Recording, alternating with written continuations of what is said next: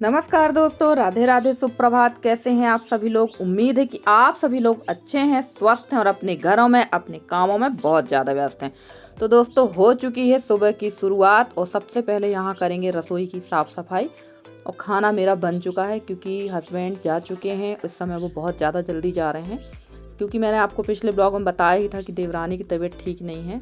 तो वो अभी थोड़ा सा ट्रीटमेंट करवाने के लिए बाहर हैं और वहाँ का पूरा काम जो है, काम धंधा है, वो अभी हस्बैंड के ही उसमें है, ऊपर है।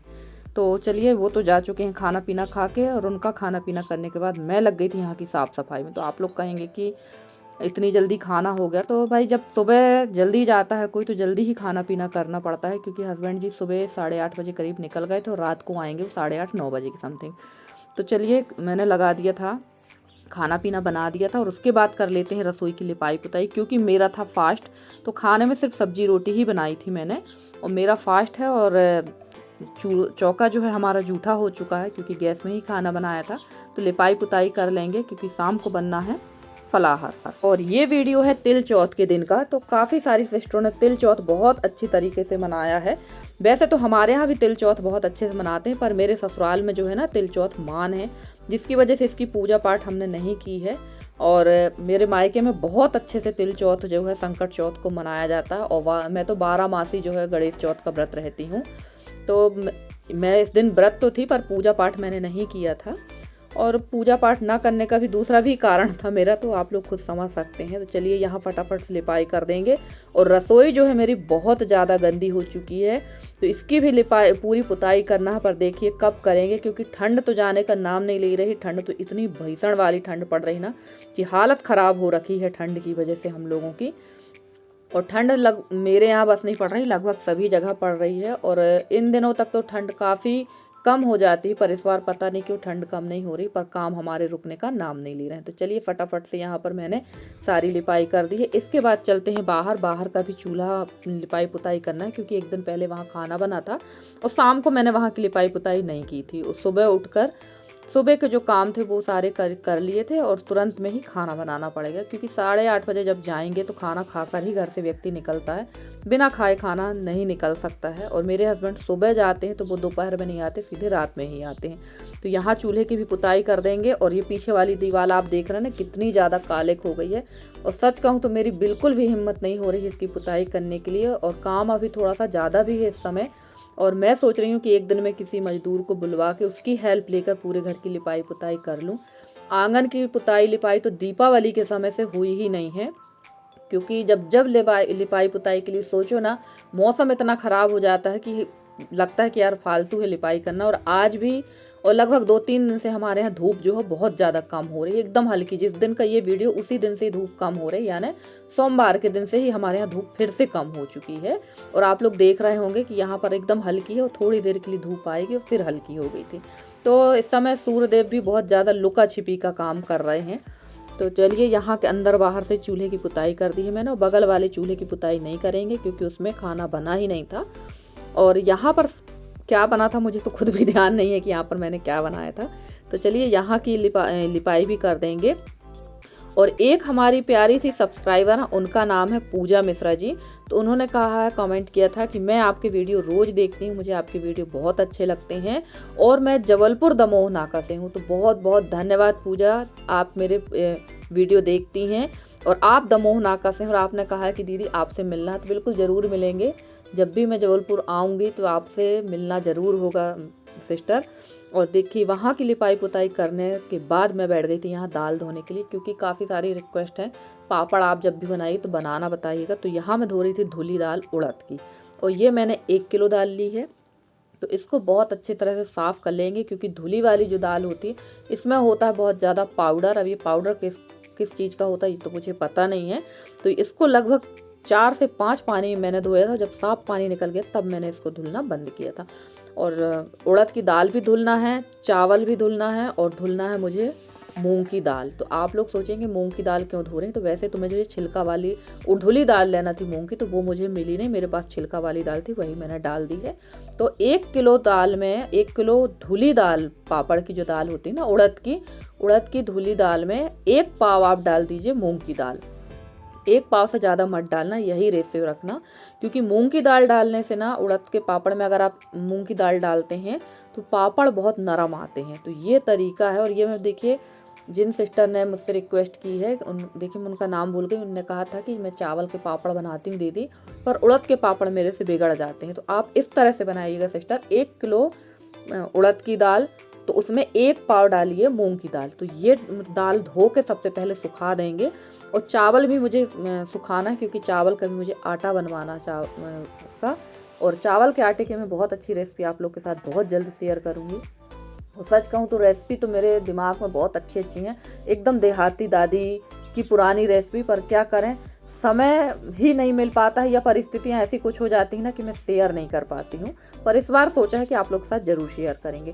तो यहाँ ये चावल भी धो के मैंने सुखा दिए, तो अब इनको सूखने देते हैं, क्योंकि जैसे ही दाल चावल मैंने सुखाया था धुल कर ना, वैसे ही धूप देखिए इस तरह की हो गई थी। और इसको सूखने में लगभग 2 से 3 दिन लग जाएगा, क्योंकि इस तरह की धूप है। चावल तो जल्दी सूख गया था, पर दाल को थोड़ा सूखने में टाइम लगता है। तो चलिए इसको ऊपर से डाल देते हैं यहाँ पर एक कपड़ा। और अब मैं मिल रही हूँ सीधे से आपसे दोपहर के टाइम पे। तो ये आ गई मेरी देवरानी की बेटी, ये ब्लू कपड़े जो पहनी है ये है नित्या बड़ी वाली, और ये जो मेरी गोद में है ये छोटी वाली बेटी है इप्शा। तो दोनों आ चुकी हैं, क्योंकि मैंने बताया कि देवरानी मेरी गई है ट्रीटमेंट कराने के लिए, तो वो सैटरडे तक आएगी। तो बच्चे अब सैटरडे तक मेरे पास रहेंगे। तो इन लोग स्कूल से आए हुए हैं, और स्कूल से आने के बाद इन्होंने कपड़े चेंज किए थे, और यहाँ पर इन लोग लेट गई थी। और मैं बना कर ले आई हूँ चाय, क्योंकि बच्चों को पीना थी चाय। और सबसे अच्छी बात यह है कि इन लोगों की यहाँ पर हो जाती है मौज। यहाँ पर ना कोई डांटने वाला, ना कोई चिल्लाने वाला है, ना ही कोई कुछ कहने वाला। तो इन लोगों की यहाँ हो जाती है मौज। बड़े मम्मी पापा के पास इनको बड़ा मज़ा आता है। तो चलिए मैं भी यहाँ चाय पीने लगी थी, और बच्चों को भी मैंने चाय दे दी है। और वैसे तो तिल चौथ का जो व्रत है, इस दिन तिल के लड्डू बनाना बहुत ज़रूरी होता है फ्रेंड्स, ये तो सभी को पता है। तिल चौथ, गणेश चौथ, संकट चौथ हमारे यहाँ ये भी कहते हैं। और वैसे तो मैं गणेश चौथ का जो व्रत है वो 12 मासी वाला रहती हूँ, पर हमारे यहाँ जो तिल चौथ है ये है मान, इसमें पूजा नहीं की जाती है। पर मैंने पेट व्रत रह लिया था, और मेरे मायके में ये जो व्रत है बहुत अच्छी तरह से मनाया जाता है, पर ससुराल में नहीं मनाते थे, तो मैंने भी नहीं मनाया है। सिर्फ व्रत भर रहा था। पूजा पाठ भी जो सिंपल वाली होती थी वो कर ली थी यशी ने, मैंने तो की नहीं थी। और यहाँ बैठ गई थी मैं फलाहार बनाने के लिए। काफ़ी टाइम के बाद मैं आप लोगों से मिल रही हूँ। काफ़ी टाइम हो गया था, लगभग 7 साढ़े 7 बज गया था, तब मैं आप लोग से मिल रही हूँ।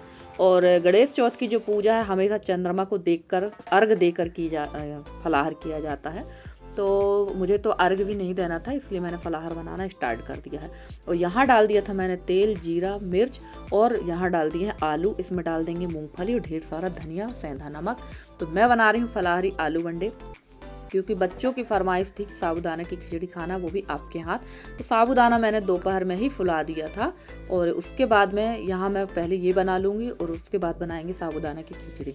तो वैसे तो मैं अकेली रहती हूँ तो कुछ भी बना के खा लेती हूँ फलाहार में, पर जब बच्चे रहते हैं या कोई खाने वाला रहता है तो इन लोगों की अलग ही फरमाइश चलती है बच्चों की। और अच्छा भी लगता है जब खाने वाले रहते हैं, तो बनाने में भी अच्छा लगता है। तो चलिए यहाँ पर इस सेंधा नमक डाल देंगे, और हमारा जो मसाला है वो तैयार हो गया है। आप लोग कौन कौन से मसाले डालते हैं फलाहारी आलू बंडे में ज़रूर बताइएगा, ताकि मैं भी थोड़ा अगली बार जब भी बनाऊँ तो थोड़ा सा डालकर वो मसाले देखूँ कि टेस्ट कैसा आता है, क्योंकि आप लोगों से भी बहुत अच्छी अच्छी चीज़ें सीखने को मिलती हैं। तो चलिए हमारा मसाला एकदम भुन गया है, इसको निकाल के बनाते हैं फटाफट से साबूदाना की खिचड़ी। और फ्रेंड्स, आप लोगों को मेरे वीडियो कैसे लगते हैं? अगर आप लोगों को मेरे वीडियो पसंद आते हैं तो प्लीज़ वीडियो को लाइक किया करें। चैनल में नए हैं तो चैनल को सब्सक्राइब करके अपना प्यारा सा सहयोग और स्नेह हमारे साथ बनाए रखें। मैं पूरी कोशिश करती हूँ कि आप लोगों के लिए बहुत अच्छे से अच्छे नए वीडियो लेकर आती रहूँ, अच्छे से अच्छी रेसिपी लेकर आती रहूँ। अपने गाँव देहात में बनने वाली चीज़ें, अपने यहाँ के रीति रिवाज आप लोग के साथ शेयर करूँ। तो चलिए यहाँ पर हमारा मसाला तैयार है, जब तक वो ठंडा होगा तब तक बना लेते हैं साबूदाना की खिचड़ी। तो आज जो है साबूदाना की खिचड़ी में मैं कच्चे आलू नहीं डाल रही हूँ, क्योंकि कच्चे आलू डालना था बट आलू मेरे हाथ ज़्यादा उबल गए थे, तो उबले आलू ही डालकर बना लेंगे साबूदाना की खिचड़ी। वैसे उबले आलू की भी खिचड़ी ठीक लगती है, पर ज़्यादा अच्छी ना कच्चे आलू की लगती है। तो यहाँ मैंने जीरा मिर्ची डाल दिया था, और डाल दी थी मूँगफली, डाल देंगे उबले हुए आलू, और उसके बाद डालेंगे साबूदाना क्योंकि साबूदाना को थोड़ा सा तलने में बहुत ज़्यादा टाइम लगता है। और आप लोग सोच रहे होंगे कि इतनी बड़ी कढ़ाई में क्यों बना रही हैं, तो लोहे की जो मेरी डेली वाली कढ़ाई वो छोटी है, और एलुमिनियम की जो कढ़ाई है ना उसमें साबूदाना वगैरह बनाइए या सिंघाड़े के आटे के आलू बंडा भजिया कुछ भी बनाएंगे ना, वो चिपकता बहुत बुरी तरह से है। इसलिए मैंने ये वाली कढ़ाई यूज़ की है। तो इसी में मैं बना कर रखूँगी सारी चीज़ें, क्योंकि लोहे की कढ़ाई में चिपकता नहीं है और कढ़ाई बड़ी थी तो यही यूज की। और काफ़ी दिन के बाद ये कढ़ाई निकाली है, क्योंकि ये गंदी हो रखी थी, तो पहले इसको मैंने धुल लिया है, उसके बाद इसको यूज किया है। और बीच बीच में बर्तन यूज होते रहते हैं ना, तो वो साफ भी रहते हैं। और हमारी यूपी वाली जितनी भी बहनें हैं ना, उनके यहाँ की जो लोहे की कढ़ाई एकदम चमचमाती रहती हैं। हमारे यहाँ की जो लोहे की कढ़ाइयाँ हैं ना, वो इतनी चमकदार नहीं होती, क्योंकि हमारे यहाँ का लोहा उतना अच्छा नहीं होता जितना यूपी वाली बहनों के यहाँ की लोहे की क्वालिटी है। तो ये लोहा बहुत जल्दी ख़राब होता है, और अगर आप रख देंगे तो एकदम काला पड़ जाता। तो चलिए, साबूदाना भी हमारा तैयार हो चुका है। और चूल्हे के पास बैठ के ना आग सेकने का मज़ा बहुत है, क्योंकि ठंड तो भयंकर वाली पड़ रही है। समझ नहीं आ रहा ये ठंड करने क्या वाली है, होली ही करके जाएगी। जब मैं तो बार बार यही चीज़ रिपीट कर रही हूँ, आज भी मैं आप लोग के साथ रिपीट कर रही हूँ। और हमारी एक सब्सक्राइबर है, उनका नाम है प्रियंका तिवारी। तो कल के वीडियो में उन्होंने कमेंट किया था कि दीदी मैं आपकी वीडियो रोज़ देखती हूँ, और मैं भी एमपी से हूँ, और उन्होंने गांव का नाम बताया है बिलगांव। तो प्रियंका जी, आप ये बताइएगा कि आप मंडला बिलगांव से हैं क्या? अगर आप मंडला बिलगांव से हैं तो ज़रूर कमेंट करना, क्योंकि मंडला बिलगांव में मेरी बुआ भी रहती हैं, शुक्ला परिवार में, मैंने आपको बताया भी था। तो आप ज़रूर बताइएगा कि आप इसी बिलगांव से हैं या किसी और बिलगांव से हैं। तो चलिए, यहाँ मैं अपनी देवरानी से बीच बीच में बात भी करती जा रही थी। मेरी ननंद के भी फ़ोन आ रहे थे कि उसकी तबीयत कैसी है, तो मैं बार बार पूछती भी जा रही थी, क्योंकि टाइम काफ़ी ज़्यादा हो गया था, लगभग 8:30 पौने 9 का टाइम हो रहा था धीरे धीरे। तो मैं देवरानी से बात भी करती जा रही थी, क्योंकि जब कोई घर में बीमार रहता है ना, तो थोड़ा सा टेंशन तो होती ही है कि भाई क्या स्थिति है क्या नहीं। तो बात भी करती जा रही थी, अपना काम भी करती जा रही थी। तो चलिए, यहाँ मैंने सिंघाड़े का आटा घोल लिया था, उसमें डाल दिया है नमक, और 1 चम्मच गरम तेल डाला था, वो शायद इसमें नहीं आ पाया है। और फटाफट से बनाने लगी थी आलू बंडे, क्योंकि बच्चों को भी काफ़ी तेज़ी की भूख लगाई थी। सुबह इन लोगों ने खाना खाया था, दोपहर में इन लोगों ने खाना खाया था, उसके बाद से अब इनको भूख लगी थी। बीच में इन लोगों ने कुछ भी नहीं खाया, चाय पी ली थी। और फ्रेंड्स, आप लोगों को मेरे वीडियो कैसे लगते हैं? अगर आप लोगों को मेरे वीडियो पसंद आते हैं तो प्लीज़ वीडियो को लाइक किया करें। चैनल पर नए हैं तो चैनल को सब्सक्राइब करके आप लोग अपना प्यारा सा सहयोग और स्नेह हमारे साथ बनाए रखा करें। मैं आप लोगों के जितने भी मेरे सब्सक्राइबर हैं, जितने भी मेरे व्यूवर्स हैं, मैं सबका तहे दिल से बहुत बहुत धन्यवाद कहना चाहती हूँ कि आप लोग मुझे इतना सहयोग करते हैं, इतना स्नेह देते हैं, जिसके लिए मैं आप लोग की बहुत आभारी हूँ। और हमारी बड़ी दीदी हैं, उनका नाम है राजेश्वरी दीदी।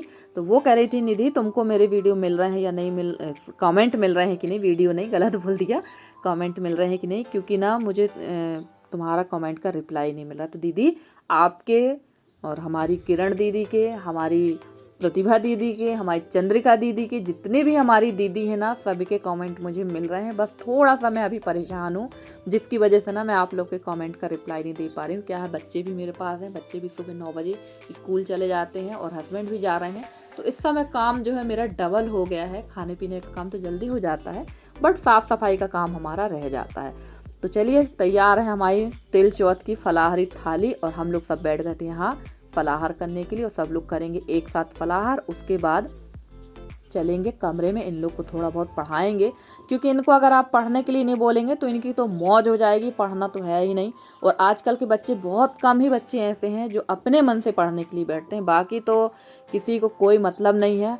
पढ़ने के लिए मत बोलिए बच्चों को, आप उनको मोबाइल दे दीजिए, बस उनकी लाइफ वहीं तक सीमित हो गई। तो ये स्थिति जो है मेरे यहाँ भर नहीं है, ये सभी जगह है लगभग, क्योंकि मैं जिसको भी सुनती हूँ बस वो यही कहते हैं, यार हमारे बच्चे नहीं पढ़ते, वो कहते हैं हमारे बच्चे नहीं पढ़ते हैं।